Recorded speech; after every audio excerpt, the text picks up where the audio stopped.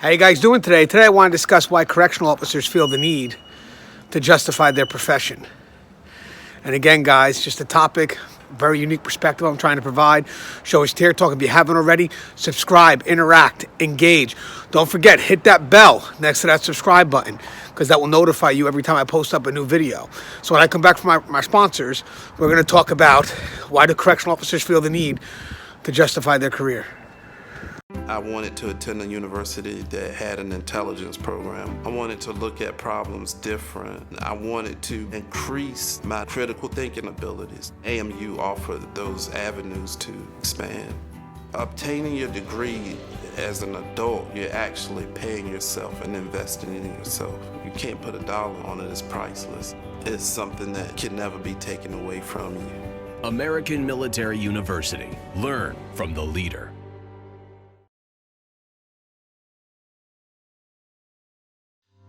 Being a corrections officer takes its toll on even the strongest individuals.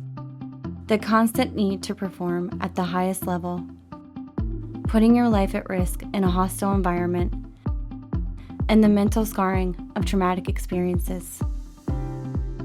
31% of corrections officers show symptoms of PTSD, and 66% of people with PTSD also suffer with a substance abuse problem. The Transformations First Responders program is specially designed to help veterans and officers heal from the grips of addiction and PTSD in a comfortable, supportive, and serene setting. You are not alone. If you have questions about the services we offer, give us a call at 866-762-8454 to get more information on this affordable and life-changing program.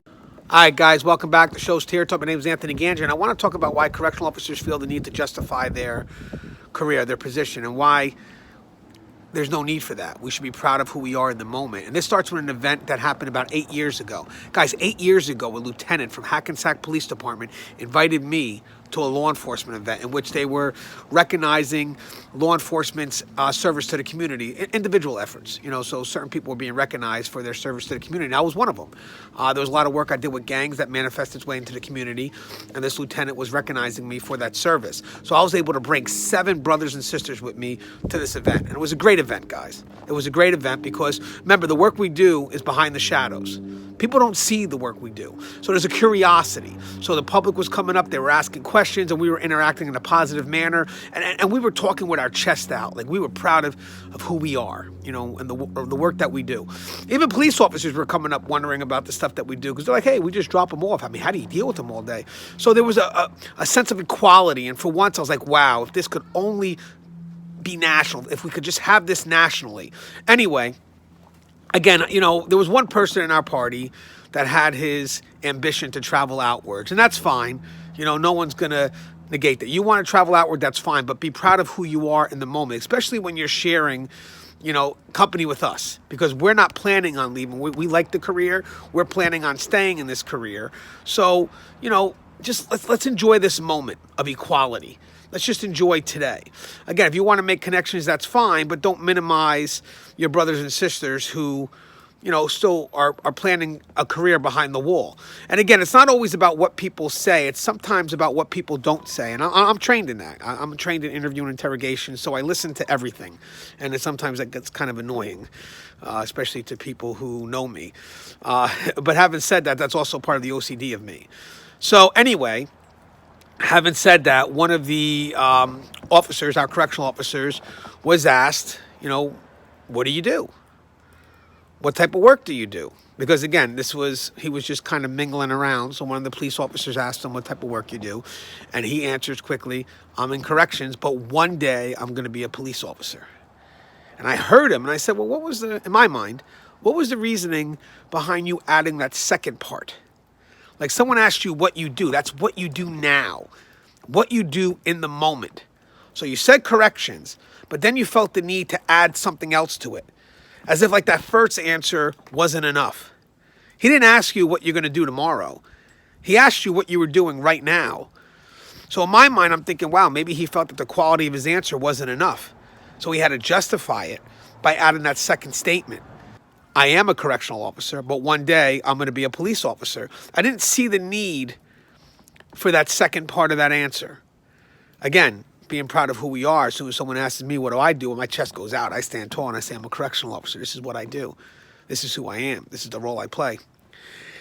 And then I'm listening to his conversation, and they both talk about how corrections is a great stepping stone for police. And I'm thinking, God, I mean, maybe part of that's true, but I don't want to accept that either, because stepping stone means that any move outward is a move upward. So that's hard for me to agree with that. That's hard for me to say, yeah, corrections is a great stepping stone, because one day if you want to become police, that's great. Then you can move up, but I don't see it that way. I see us as equals at this table of law enforcement. So for me to say that corrections is a stepping stone, I'm also saying what? That corrections is down here and police is up here. And again, I'm looking for equality. So I believe there's a great foundation that corrections can provide you, but in no way is it a stepping stone for anything. It's a great career in itself. If you choose to move outwards, that's fine. But that move outwards is not a move upwards. It's just a move outwards, and you can use the tools to help that career. So again, guys, this is just quick little blog. You work in corrections, be proud.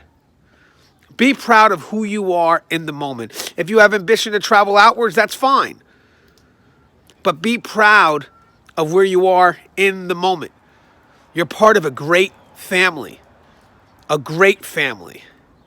And we need to manifest how proud we are out. We need the public to see how proud we are. Because if we don't respect ourselves, we can't expect the public to. But once we show that we appreciate who we are, that we respect who we are, equality is going to come. And the changes that we need that will benefit us, they're going to happen. But it won't happen if we still see ourselves as less than what we are.